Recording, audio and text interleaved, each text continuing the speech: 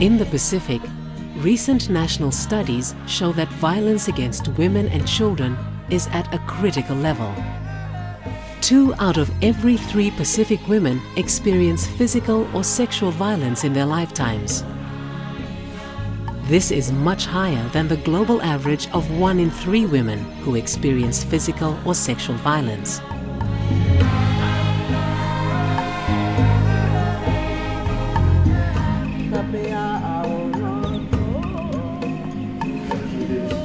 Men and boys involvement in male advocacy for women's human rights. A growing number of organizations, large and small, are trying to address this situation. Because of this, the demand for assistance and new effective ways to prevent this violence is enormous. So many governments, parliamentarians, you'll hear them always say this Western concept. Almost all, if not all, Pacific Island countries have in their constitutions sections which promote and protect basic human rights. After extensive consultations, in 2009, UN Women started the Pacific Fund to help end violence against women. The fund is designed to support small organizations and government departments in the Pacific that are working to address issues around violence against women. Many of you here are grantees of the Pacific Fund. The Pacific Fund provides both funding and technical assistance to a number of Pacific Island organizations, many of which work at the community level. The community-based approach was in recognition of the numerous efforts around the Pacific by different community-based groups, civil society, for example, faith-based groups, women's organizations, youth groups, disabled people's group, HIV/AIDS group support the initiatives to end violence against women. UN Women convened a regional workshop to bring together those working in programs supported by the Pacific Fund to share their experiences, successes and challenges. And she called me at about 3 in the morning and there was this screeching. The forum provided an opportunity to share experiences regarding project monitoring and evaluation to know whether actions at the community level are making a difference. They didn't want their husbands to know. The range of projects sponsored by the Pacific Fund is very diverse, and yet they share many of the same challenges. In Papua New Guinea, nobody has actually done the research within the armed forces in PNG. Many Pacific countries experience similar challenges related to gender inequality, largely influenced by cultural and religious beliefs. The majority of Pacific Fund grantees are exploring ways to change beliefs about women and men in an effort to reduce violence against women. I talk on issues, on all of those issues that I address in school, especially on violence against girls. The workshop participants faced numerous challenges to ending violence against women in their countries, and they shared with each other a wide variety of approaches they use to overcome those obstacles. Looking at what's available at district level.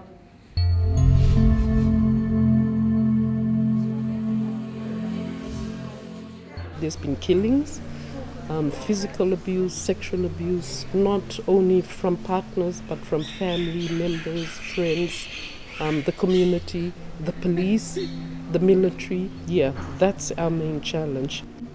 The EVO project from UN Women actually has brought Rainbow Women's Network out into the open.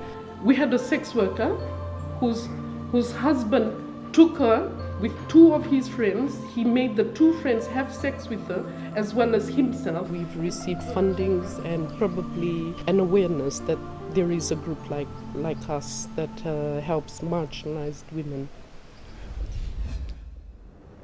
Our target group are basically men and boys who work the streets of Suva.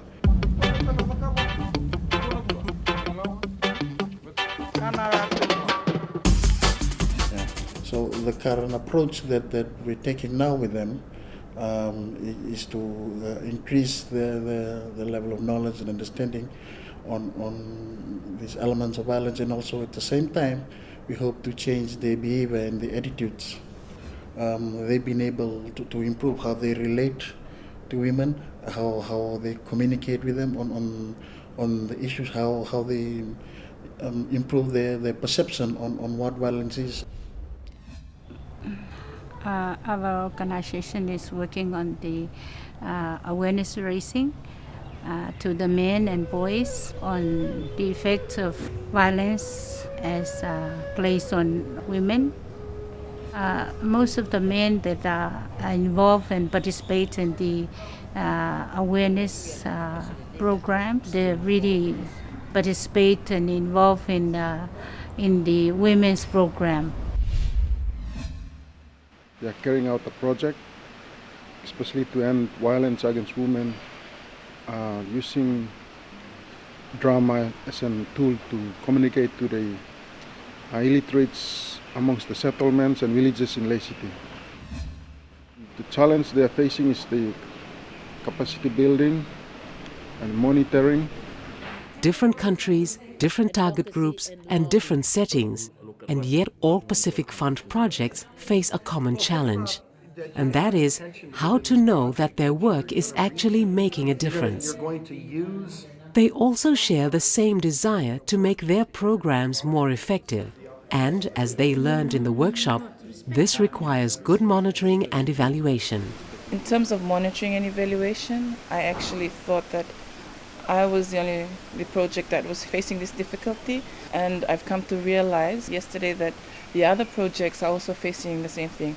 And so we're able to spend a lot of time helping people understand why do we do monitoring, that it's something that benefits everyone, it's a learning exercise, and how can we help people sort of pin down what are the elements that are useful, what are the elements that may be creating obstacles and challenges, and how can we sort of better capture the results from the work.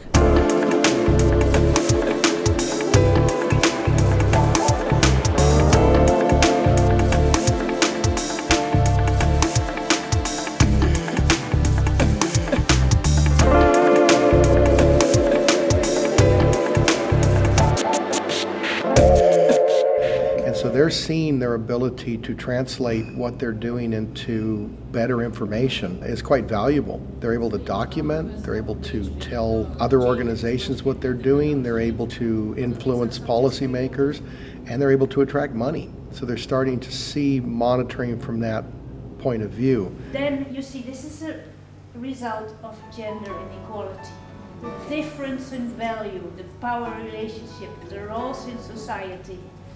There was no political will, actually, but the people like Save the Children, there is a project there who are working, but only on a smaller scale. What you guys are doing is actually huge, you know.